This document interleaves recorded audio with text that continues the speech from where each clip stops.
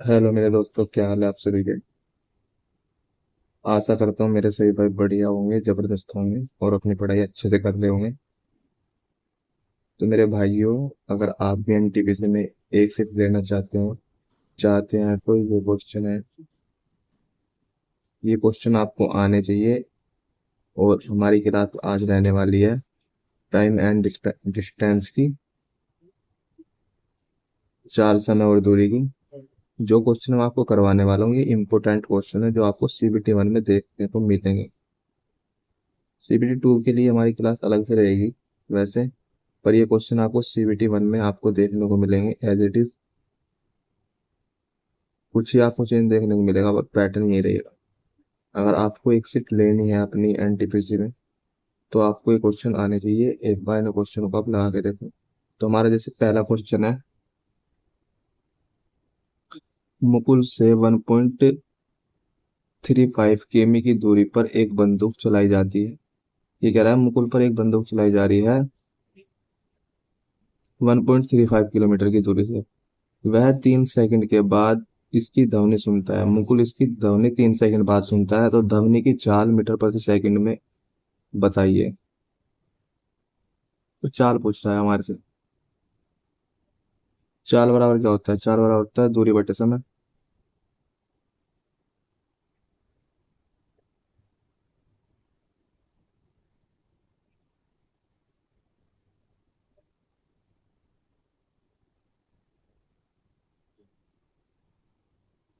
चाल बराबर होता है दूरी बटे समय।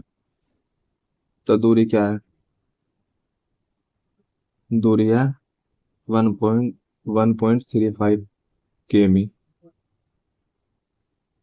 और समय क्या है? 3 सेकंड है। तो हमारे से पूछ रहा है मीटर प्रति सेकंड में, तो इसे मीटर बनाने के लिए हमें यहाँ पे 1000 से गुना पड़नी पड़े, क्योंकि 1 किलोमीटर में 1000 मीटर होते हैं। और यहाँ से अगर हम पॉइंट हटाएंगे तो 2 जीरो नीचे आएगी, 2 जीरो से 2 जीरो कटेगी। और अगर इनसे कटेंगे, 3 चौक 12 और 3 पंजे 15, यानी कि 45,450 मीटर प्रति सेकंड। ये हमारा क्वेश्चन का आंसर हो जाएगा, ऑप्शन नंबर डी। अगला क्वेश्चन है हमारा, ए और बी की चाल का अनुपात 3:5 है। यदि बी को एक निश्चित दूरी तय करने में 18 मिनट लगती है तो ए को समान दूरी तय करने में कितना समय लगेगा? मैं आपको एक बात बताता हूँ, इसे नोट कर लेना। अगर दूरी निश्चित होती है दोनों के लिए, तो जो चाल का अनुपात होता है उसको उल्टा ही समय का अनुपात होता है। दो व्यक्ति है ए और बी, जिनकी चाल का अनुपात है 3:5, तो चाल का उल्टा क्या होगा? समय।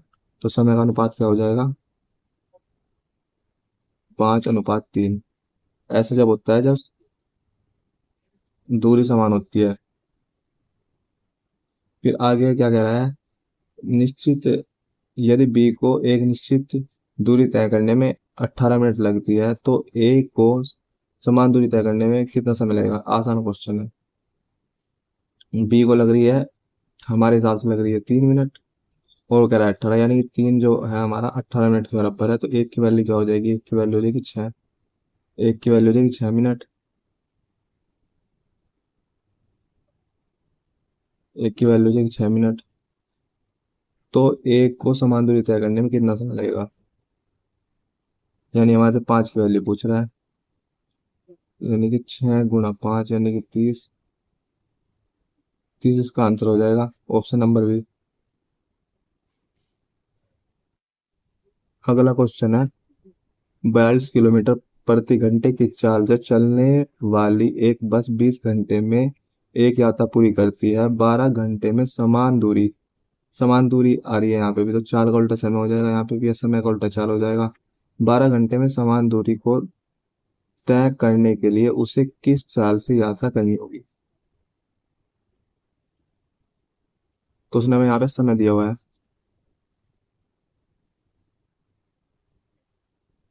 समय दिया हुआ है 20 घंटे में, यानी पहले हो जाता है 20 किलोमीटर 20 घंटे में, 20 आवर में। और फिर जा रहा है, फिर वो क्या कह रही है, 12 घंटे में अगर समान दूरी को तय करे तो 12 आवर। तो अगर इनसे कटते हैं तो 4 तिया 12 और 4 पंजे 20। समय का अनुपात यह है तो चाल का उल्टा हो जाएगा। चाल का अनुपात आ जाएगा 3:5। उनने चाल क्या दी हुई है, 42 किलोमीटर प्रति घंटे की चाल से। यानी कि तीन की वैल्यू क्या दी हुई है, तीन की वैल्यू दी है 42। तो एक की वैल्यू क्या आ जाएगी, तीन एकम तीन, 3 चौक 12, एक की वैल्यू आ जाएगी 14। तो उनने वहां से क्या पूछा है, 12 घंटे में, यानी कि 5 की वैल्यू पूछ रहा है। तो 14 × 5, 14 पंजे 70, 70 किलोमीटर प्रति आवर की चाल से जाना पड़ेगा। ऑप्शन नंबर 20 का आंसर हो जाएगा। अगला क्वेश्चन है, यदि कोई लड़का 6 किलोमीटर प्रति घंटे की चाल से दौड़ता है तो उसे 38 मीटर भुजा वाले एक वर्गाकार मैदान का एक पूरा चक्कर लगाने में कितने सेकंड लगेंगे। तो उसने हमारे से पूछा है समय। समय बराबर होता है दूरी बटे 4। तो टोटल दूरी निकालनी पड़ेगी पहले।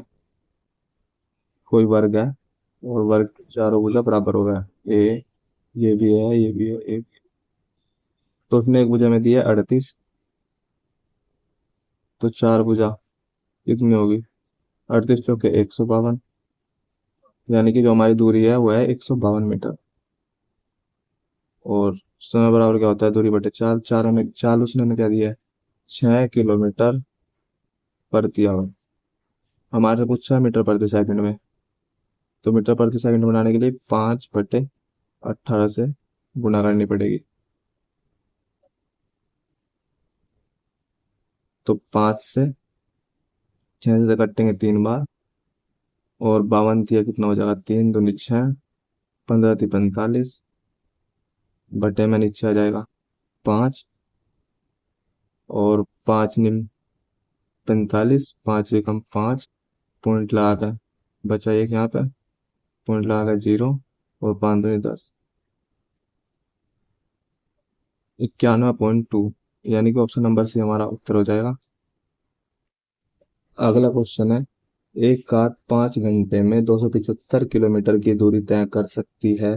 यदि इसकी चाल में 5 किलोमीटर प्रति घंटे की कमी कर दी जाए तो कार को 250 किलोमीटर की दूरी तय करने में कितना समय लगेगा। 5 घंटे में, 5 आवर में कितनी दूरी तय कर रही है, 275। तो इसकी चाल क्या हो जाएगी, अगर हम चाल निकालने लगे तो चाल बराबर क्या हुआ है, दूरी बटे समय। तो दूरी है 275, और समय क्या है 5 घंटे। तो 5 × 5 = 25, और 5 × 5 = 25, यानी कि 55 किलोमीटर प्रति आवर इसकी चाल आ जाए। इसने आगे क्या कहा है क्वेश्चन में, यदि इसकी चाल में 5 किलोमीटर प्रति घंटे की कमी कर दी जाए। यानी कि अगर हम 5 की कमी करेंगे तो इसकी जो चाल आ जाएगी, अब जा रियल चाल जो आ जाएगी हो जाएगी 50 किलोमीटर प्रति आवर। आगे क्या बोल रहा है, कर दी जाए तो कार को 250 किलोमीटर की दूरी तय करने में कितना समय लगेगा। यानी कि 250 किलोमीटर की कोई दूरी है, इसे तय करने में कितना समय लगेगा। 40 की आगे नहीं, तो 0 से 0 काट दो, 5 × 5 = 25, 5 आवर लगेगा। ऑप्शन नंबर 20 का आंसर हो जाएगा।